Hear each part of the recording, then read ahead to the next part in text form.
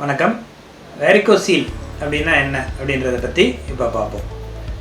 நிறையா பெண்கள் குழந்தையின்மை ட்ரீட்மெண்ட்டுக்காக கப்புள்ஸ் வர்றப்ப அவங்க ஆண்களுக்கு ஸ்கேன் பண்ணி பார்க்குறப்ப உங்களுக்கு வேரிகோசீல் இருக்குது அப்படின்னு சொல்கிறாங்க. இந்த வேரிகோசீல் குழந்தையின்மைக்கு ஒரு காரணமாக இருக்கலாம்.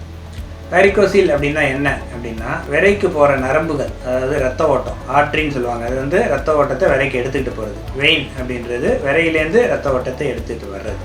இந்த வேரிகோசீல் பிரச்சனை எல்லாம் ஆகும்னா வெயின்ஸ் வந்து நரம்புகள் நிறைய ஆகிறதுனால அந்த விரையோட டெம்பரேச்சர் அதிகமாகிடும். இதனால் அந்த விந்தணுக்களோட தன்மை கொஞ்சம் குறைய வாய்ப்பு இருக்குது. ஸோ இதில் வேரிகோசீலில் நிறையா கிரேடு இருக்குது. 1, 2, 3, 4ன்னு. 1வது கிரேடு 2வது கிரேடுக்கு நமக்கு வைத்தியம் தேவையில்லை, மருந்து மாத்திரைகள் கொடுத்தாலே போதும்.